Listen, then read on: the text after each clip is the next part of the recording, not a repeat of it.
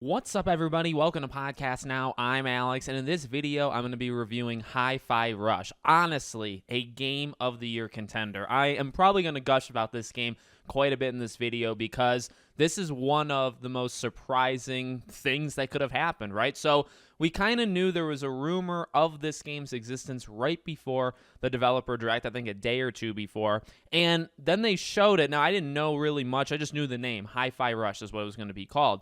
Then they showed it, and it looked spectacular. It's a game, to me at least, that sold me just on its look, just on how visually appealing this game looks. And I said, okay, well, Game Pass, comes out today. Are you serious? Well, I'm going to put down Forspoken, and I'm going to start playing this game.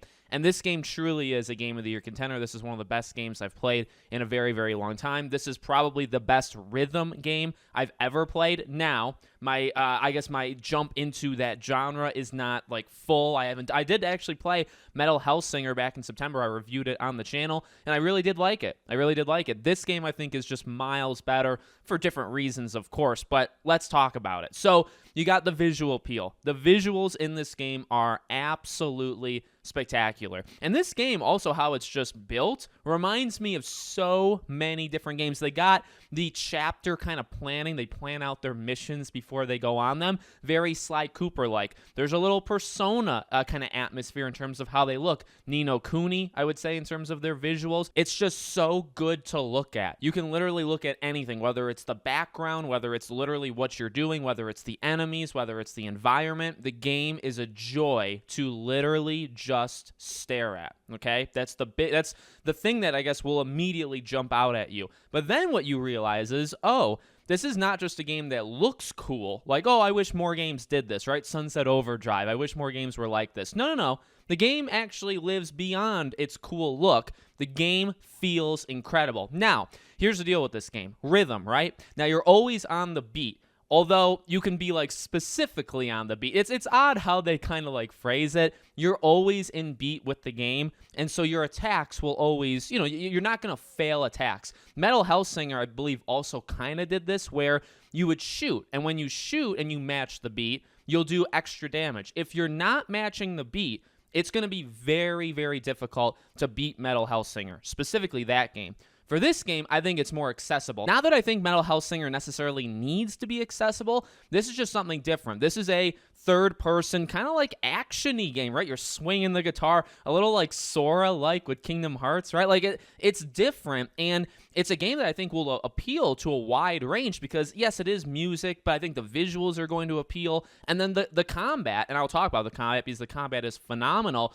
But what could stop people from playing a game like this? Well, the beats, right? If you have to match the beat and you have horrible rhythm, well, it's going to be a rather, disappointing game. So I guess my personal experience when I was playing this game, well, a couple of things. Number one, I was terrible at it for a very, very long time. Flat out honest, I would say it took me about half the game to really get into it. I would say leading into the first half, or the first half of the game in general, I would say story, pretty solid. The story is probably the weakest thing. It's kind of generic. There's nothing really all that special there. The characters, though, phenomenal. Comedic. They have some heart to them. They're all different. Love it. The characters actually remind me a lot of Tales from the Borderlands. Not new Tales from the Borderlands, Tales from the Borderlands. Even the villain is kind of like Atlas in a way. The villain actually almost looks like a handsome Jack. It's actually kind of shocking how much how much it resembles Tales from the Borderlands. But I think that works. I think that really works because these characters kind of jump off the screen immediately. The environments are ever-changing. Every level is so different, and the variety, and I definitely want to focus on that as well, the variety keeps changing. And that's how I felt for the first half of the game. Now, the second half of the game, I got I don't want to say rather good. In fact, I was about to. I got pretty solid with the timing. However, they score you after every fight. I believe they call them choruses, right? So there's a chorus. There's maybe 8 choruses in a track, okay? And those are chapters. And I would say for the nailing the beat, nailing every time, I probably got D's across the board. I would average roughly 45 to 50%. I would say I was on the beat, dead on around 50% of the time throughout the entire game. Not great, but also I would say not terrible. I think you could do a lot worse. The game does require you to match the beat or match quick time things at specific moments. I will say that for a game that is as accessible as this game is, and it is, and you can get through 90% of this game through the minute-to-minute combat without being very good. However, there are select moments in the game where you need to parry, you need to dodge, you need to do something, and it needs to generally be perfect. Now, I found that to be incredibly frustrating in the moment. Now, once I beat those moments, I actually felt I got really good at that stuff. So, like parrying some of the bigger bosses in this game, or even mini bosses, they'll have moments where they'll do a beat, and you have to match it right on to block them. Otherwise, they do substantial damage. There's also some moments in the game where you cannot advance unless you match the beat for beat. Those moments were frustrating because I was going around 50%, right? I was going half. And then all of a sudden you need to be perfect for a small period of time. And I couldn't do it for a bit. And then I did. And then I actually got really good at those moments throughout the game. Like, I got much better. That part is a little jarring, I would say. But at the same time, it actually kind of got me to respect those moments overall. And again, as I was saying, the second half of this game, everything kind of just clicked. Everything came together. I had all these positive thoughts on most of the game. I was just kind of frustrated with the combat. And then once you get going, once you get good, once you get more powerful, you can buy new moves. You get your, obviously, companions, and they help you out in the fight. And once I started to like chain things together and figure things out, it got so rewarding. It felt so cool, much cooler the second half than the first half to do fights. But everything else still transferred over. The story actually got better. The characters are still amazing, right? The environment. So let me talk about variety. These level designers are maybe some of the best in the business. When this game got announced, I did a quick news video on it. And in the news video, I talked about how I don't know how long it's going to be. Because rhythm games, you definitely don't want to overstay your welcome. Also, do you get to like a cap out point where you can't introduce any new mechanics because the mechanic is the beat? They're changing songs, so the beat's going to change a little bit, and that is the change up in the game. So for this game, honestly, it's like 8-9 hours. This game took around 8-9 hours to beat. I think you can go longer, and in fact, once you beat it, you unlock a bunch of like side things to do. There's like a rush tower, like challenge towers or whatever. So you can actually add a couple more hours onto it beyond just the 8 to 9 to beat it. But what I will say is this game, again, the level designers, they deserve some sort of raise. They deserve to be heralded as some of the best in the business because I don't know a game that actually has this kind of variety. Like, it constantly is evolving. It's constantly adding slight tweaks to the, like, again, you really do feel more powerful as the game goes on. You learn to parry. You learn to dodge. Things are built into the battles. Once you get a new companion, that level is kind of then built off of them. You're going to have to use them often. The boss is going to probably have something to do with them. Even the boss battles, there's some boss battles where it's a straight up fight against these mechs, these Power Ranger-like huge things. There's some of them where you're just trying to block. There's some of them, I mean, there's so much variety throughout the entire game. Nothing is going to be the same from one level to the next. Yes, there's going to be platforming. There's platforming in this game, and there's going to be battling every so often, right? You get to an area, you battle once or twice, you go to the next area. But in between, there's all sorts of stuff, and every environment is so cool. It's really like a marvel to look at. Every single, again, track, which is a chapter, every chapter in this game is so awesome. And again, this game just like bleeds, in a good way, I suppose, personality and like charisma, charm, all those hot words. There's so many really cool moments, whether they're cutscenes or, this game has like full-on anime style, like almost like Persona, when it kind of breaks and you're like, okay, this is like very heavily, like there's a lot of budget going into these kind of scenes, right? It just looks much better. There's those scenes, and there's a lot of them in this game. And then there's also scenes that, they're not like that, but they're like incredible to look at. And then you have the game itself, which is still, you're going around, it's a joy. Also, let me kind of give props because we're looking at all these games. There's been a lot of games that have come out, even like the last 6 months, we've been hit with a lot of them.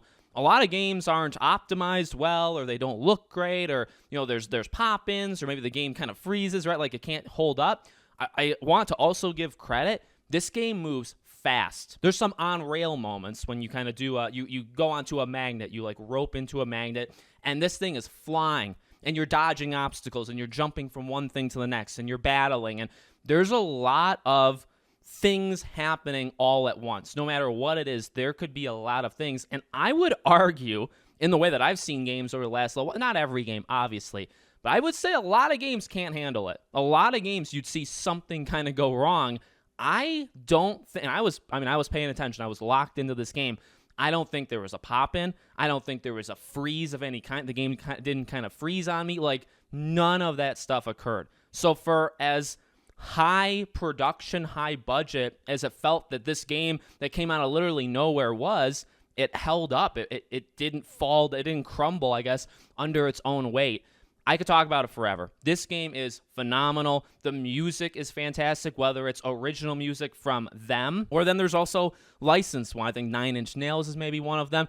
I forget the song. The final level, it's kind of like it's not a timer, but you have to you feel like an urgency to keep moving. And there's a song playing in the background. And it's beautiful. It's a really, really nice song. And then super deep cut. I gotta throw this in because I have to include this whenever I can. Smashing Pumpkins, my favorite band of all time. They had a spin-off band, a side band with Billy Corgan called Zwan, and they made one album. They hated each other and they broke up, and it didn't go well. That album didn't really sell well. It didn't take off. There's a song on there, and I like that album. There's a song on there that's the last song in this game. It's what a deep cut kind of thing. Firstly, that is nuts that they even know that band existed, that album existed. But the music is fantastic, and it really keeps you feel it, you feel into it. Now, I will say I was tapping a lot more with Metal Hellsinger, and I think I was tapping a lot more because in Metal Hellsinger you're literally going 1 2 1 2, matching the beat. With this game, again, you don't necessarily have to. I mentioned that earlier. Matching the beat will make things easier for you. It'll look cooler. You'll probably feel more accomplished, but you don't actually have to because your damage is still pretty good. I don't know if you can beat I don't know. I didn't actually do it. Again, even for the bosses, my accuracy was probably 50-55. I actually kind of did better on bosses than I did in normal fights. If you make 20% of the beat, are you going to be screwed? I don't think so. As long as you're dodging, you just have to dodge when the enemies are attacking you, use your companions. I think you can make it through this game, even if you have horrible accuracy with matching a beat. Now, again, there are going to be those moments that may frustrate the living heck out of you. I mean, truly. Again, I was going 50%, and there are some moments where you need to nail it 100%, and those can get rather frustrating. I was stuck for I would fail 5-10 times before I did it. And that can be annoying because the game is built along the lines of you can fail. You don't have to match the beat. Oh, but here you do. At this point of the game, you kind of have to. That's probably the one thing besides the story. The story, again, being a little generic, kind of just getting you from one place to the next, going through your bosses. There's a bunch of villains in the game, right? It's nothing special. It's not bad. It's not bad at all. But it's nothing too special. And then I would say those kind of frustrating moments would really maybe be the only other thing. The combat is fun. It's addicting. The music is great. The visuals, the characters just, again, bleed kind of personality. I love the game to death. Right now, I've played a couple games so far this year. It's my game of the year. Now, it's January. There's a bunch of games still to come, but I would not be surprised, especially if you know me, if you've watched some of my videos. This is a game that's going to stick. Don't be surprised when I do my 30 games that I played at the end of the year. Don't be surprised if Hi-Fi Rush isn't in the top 5 because this game is phenomenal. And on Game Pass, 8-9 hours, a Game of the Year contender for free. This kind of sounds like Plague Tale, doesn't it? Plague Tale Requiem, not exclusive to Xbox, but my Game of the Year last year, and it's on Game Pass. Oh my God, it's such a good value. So let me know what you guys think if you played the game, or if not, in the comments below. Make sure you guys are subscribed, bell icon turned on, and I hope to see you all on the next one.